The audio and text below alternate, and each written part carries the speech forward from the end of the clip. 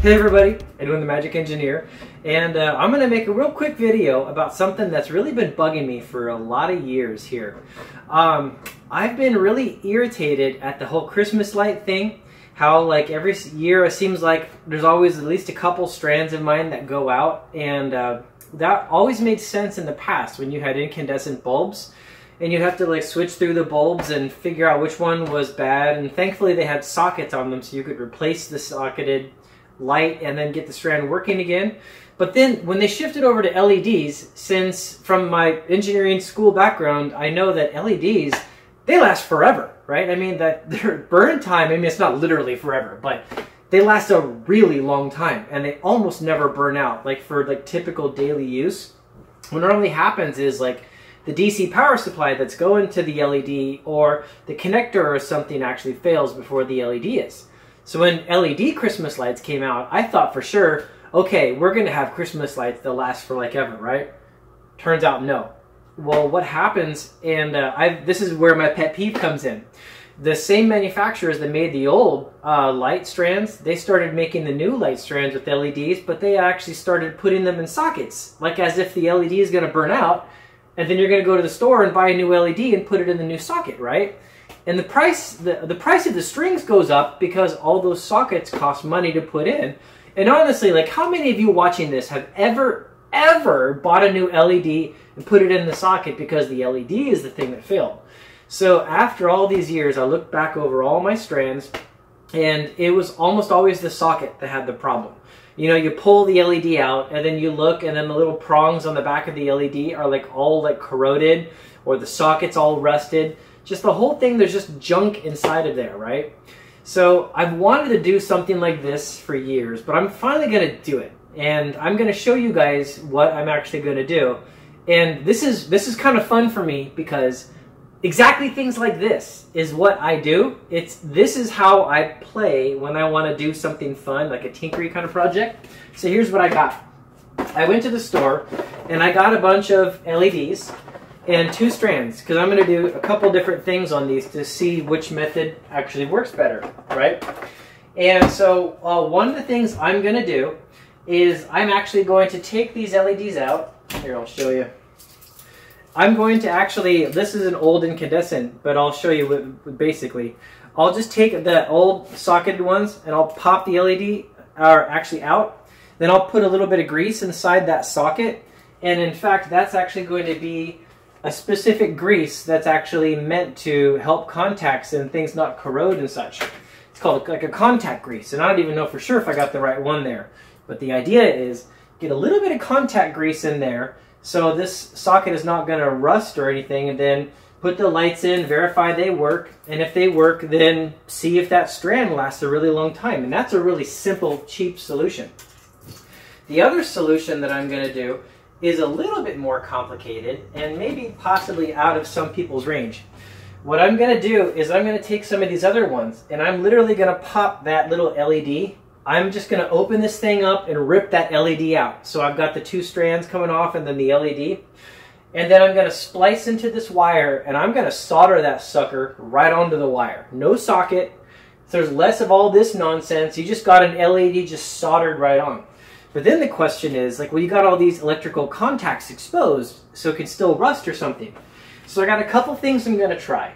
I'm either going to try some Plasti Dip, and this is clear Plasti Dip, and I'm going to, after I solder it on, I'm going to coat the leads and all the electrical pieces with Plasti Dip, partially to make it a little bit more solid, but also to cover up the contacts so they don't actually get rusted or a lot of things messing with them. I'm also going to try a little bit of silicone, see how that actually works. And another thing I'm going to use is epoxy resin. I used to use this when I built lightsabers an awful lot. This stuff's amazing. You get the 2 different chemicals mixed together, and it's liquid for a few minutes, but then it turns into like a nice hard, clear plastic. So I might even try like, you know, dipping some of them in that plastic. And so when I'm actually going to be doing all of it, I'm going to use some actual gloves, just to, because when you get all this hard plastic and chemicals and stuff, when you get it on your fingers, it's hard to get off and makes a mess. And for the actual silicone grease, for this one, I need to make sure that this doesn't conduct electricity too much. I want it to keep the contacts clean, but I don't actually want this to conduct electricity. So I'm going to have to use my DMM to actually make sure that this doesn't conduct. Because when the light goes down into the socket, you got the two contacts on each side. And if the grease on the bottom, you just go and you squirt it in there. If the grease makes a contact, then electricity is going to go straight across from the two contacts. And the LED you plug in is never going to turn on. So I'll use my DMM to make sure the grease doesn't conduct before I squirt it in there. But anyways, I'm going to try these methods out. Let's get to it and see how it actually works.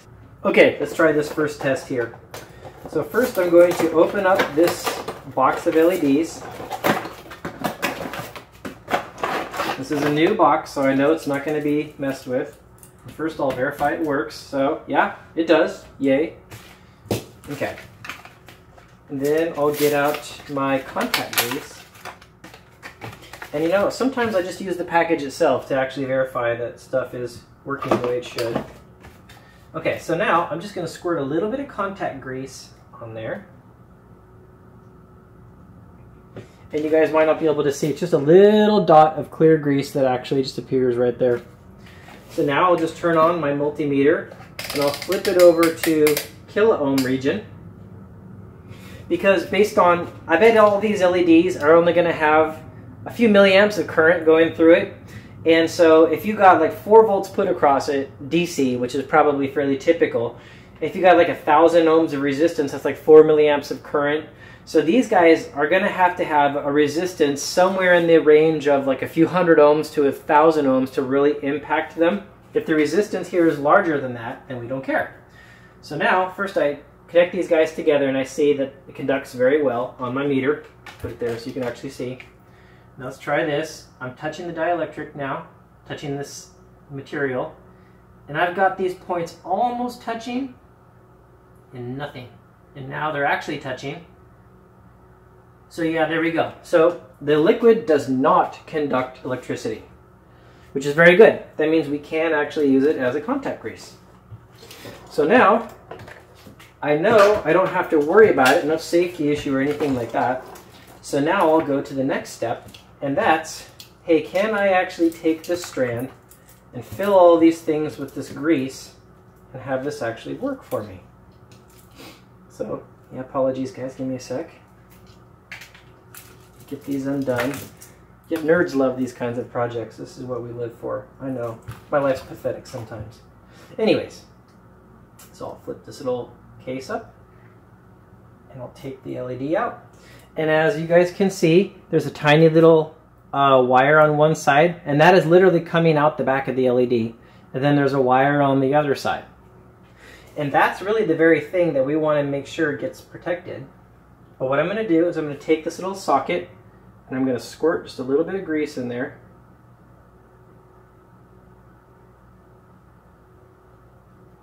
Now I'm going to take the LED and put it back in. And maybe I'll work it a few times to make sure that grease gets nice coverage in there. I could definitely see that I would need like maybe a bigger bottle of grease to actually do this. Okay, now, so I got grease in there. So now if I close it back up, as you can see, the LEDs are still working. So I'm not going to do it all on camera, but I'm going to go off and I'm going to fill all the rest of these with that same contact grease. And I'll mark this cable and then put it outside in the weather, and we'll see how it actually performs for a while. So that's one of them. This Christmas strand, just kind of out here in the yard. And all of these got the contact grease added to them, and they seem to be doing great. They've been out here for a while and no issue, but of course, you know, it's going to take years for an actual issue to develop, if one actually does develop, so it's not going to happen right off the bat, so I'll have to just kind of keep an eye on them, but I'm pretty sure it'll work. Okay, I finished soldering up this first one, and what I'll show you here is see right there, that is a normal LED Christmas light before it's been messed with. And here's the one that I just soldered. And I just literally use like, you know, dikes and, you know, solder paste and stuff. And I clipped the old casing off. And then I just took the LED and I directly soldered it right onto the wires. And you can see all the bulk that was removed. And all this like replaceable casing, it's really not needed. All you really need is just that one tiny little LED. And I'll show you guys how this LED works, so just keep your eye on that guy. Plug that in. And see, you can tell it's working just fine. So what I need to do now is take this and I need to dip this in epoxy resin, or I need to, I'll try different ways of encasing it, and I'll try a few more LEDs so you guys can actually see how this actually works. Yeah. Okay, I've got the 3 different methods all tested out now. Starting on the left here, this is the silicone, and looking at that, you can see that it got a nice silicone bead over the whole thing, and it sealed it really well. I can't seem to make any good electrical connection by touching it and stuff like that. So that seemed good, but the problem is the silicone seems like it could rip off pretty easily. So I don't really like it for that reason. It dried nice and quick, which was really nice, but I mean, if it's so easy to get your silicone layer off and expose the wiring, well, then you got a problem there. The Plastidip, I got 1 coating on right there, and as you can tell, it's really hard to see that layer of Plastidip, so I don't really trust that it's a good seal. I think you'd need, honestly, a lot more layers of Plastidip, and it's kind of a pain to spray because every time you spray, you get so much overspray, there's just tons of wasted Plastidip. The epoxy resin seemed to be the best out of all of them. You got a nice thick layer around that guy, and that layer goes all the way around, but it's really tough to seal up all the electrical connection inside there. So it seems like what companies were doing already of sealing up the LEDs with a plastic case around the outside for all the wiring pieces still seems like a really good call. It's hard to match that just by dipping these in plastic or putting sealants around them.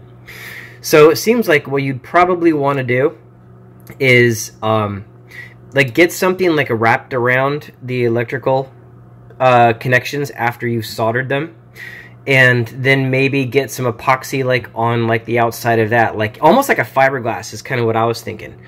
Some kind of cloth section that could go in between them and then wrap around once or twice, so the whole thing is covered, but it's fibrous, so the epoxy will sink in just like fiberglass and surround that entire piece. So I'm pretty sure that would work really well, and it would stay sealed up forever. It's a little bit tedious to actually get that done, but I'm pretty positive at this point that would be the right solution. So anyways, that's just kind of an interesting little thing. Yeah. So what's the conclusion to all this? Yeah, I think we're all getting ripped off. I think Philips and GE and all these companies that keep making these stupid strings, I think they definitely know what I just told you guys at the beginning, that you don't really need these sockets, and let's just lay out some of the specs between the two of them to kind of get a good side-by-side comparison. So we got incandescent bulbs, which is the traditional light Christmas lights, and then you got the LED strands. When you're talking incandescent bulbs and you talk about burn time or lifetime, how long do they actually stay on, right? You're talking numbers like 3,000 hours of burn time. That's how long they can run before a typical bulb will actually fail. For LEDs, it's not too unheard of to have 50,000 hours of actual burn time. So that's quite a bit longer that these strands are actually going to last, right? And I think they actually consider that to be a problem. When you talk about the on-off, how many times can you turn a bulb on and off? When you're talking about incandescent bulbs, especially ones you'll put in your ceiling, when you turn them on and off, you do actually wear them out, because every time you turn them on, electricity runs through that tiny little wire and heats it up, which makes it either expand or contract, just moves just a little bit. Then when you turn it back off, it cools down and then it shrinks up a little bit. So all that movement eventually is what breaks that little filament. So you can't take incandescents and turn them on and off that much, but LEDs, there's nothing that actually moves. It's either emitting light out of a silicon junction or it's not. So LEDs are even used for communicating. You can even have an LED on one end of a fiber optic cable, like a laser LED or something, and then another sensor on the other side, and they'll pulse so fast, millions of times a second, that they'll actually communicate data. So for LEDs, I mean, you're talking hundreds of millions. probably more, of like on and off switching. I'm not even sure there is like a real restriction for LEDs turning on and off. And when you're talking incandescent bulb, you're talking like tens of thousands of on-off before they're actually going to fail. So that's a pretty big difference as well, definitely on the LED side.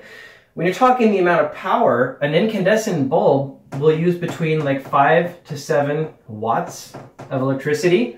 An LED uses almost nothing. I mean, you can even get them lower power than this, but typically you'll be looking at 0.35 watts per LED. So, you know, that's per bulb for incandescent. And so, you know, that's like, you know, gosh, you know, like 15 times less basically is what you're looking at for the amount of power usage inside of an LED.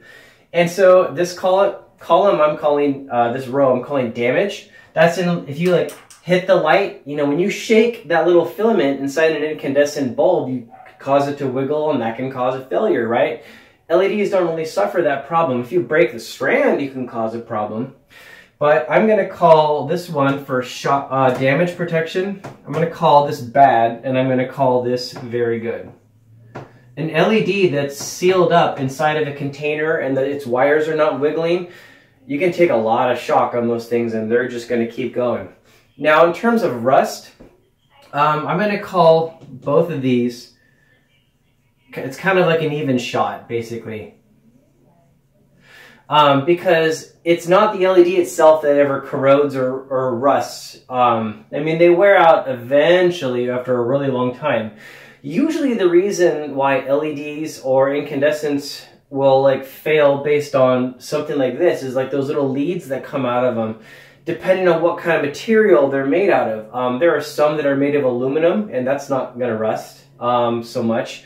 There's some that are made out of just like an iron, and that is going to rust. There's some that are made of like, you know, some other kind of coating or material. So kind of depends on that coating or that material, but that's actually why on that strand that I first showed where I had the grease inside, that's what it's protecting, is this from happening anymore. So you're looking at all these side by side, you've got this really solid column here for LEDs, but here's the conspiracy theory, and here's why I think this deserves to be something that's frustrating. If like Philips or General Electric or somebody sells you an LED strand and the thing lasts you for like the rest of your life, right? I mean, basically the plastic on the wire is going to get old and corrode and fall apart before the lights ever go out. Well, you're not going to go buy new lights every year.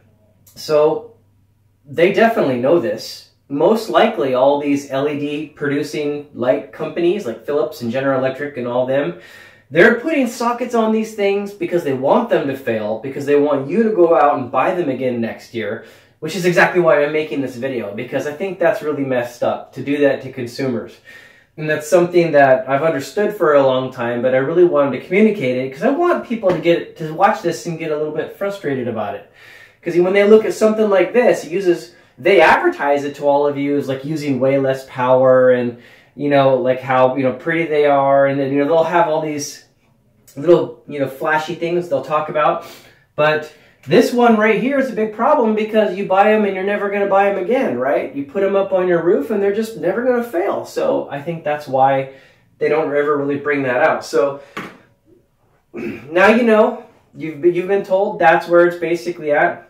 But to summarize on the different methods that I actually used, between all the clipping and the soldering and stuff, that epoxy resin one, I'm pretty sure it would work. The best way would be to like wrap it in some kind of cloth and get that epoxy inside it like a fiberglass, because that would coat really well and it would be super strong and it would just like last forever, right? So that would be really good, but that's really time intensive to do. The one that's really easy is just that socket grease. You just take a little bit of contact grease, you squirt it inside that socket, and then you plug that LED in and wipe off the excess, and that thing might last for decades, right? That one strand, just with that one little thing. So that's an easy one that anyone can do. So anyways, this has been Edwin the Magic Engineer, showing you guys kind of one of my home little projects, something I do and a topic that I actually care about. I hope you learned something with it, and check out my other videos. Bye everybody.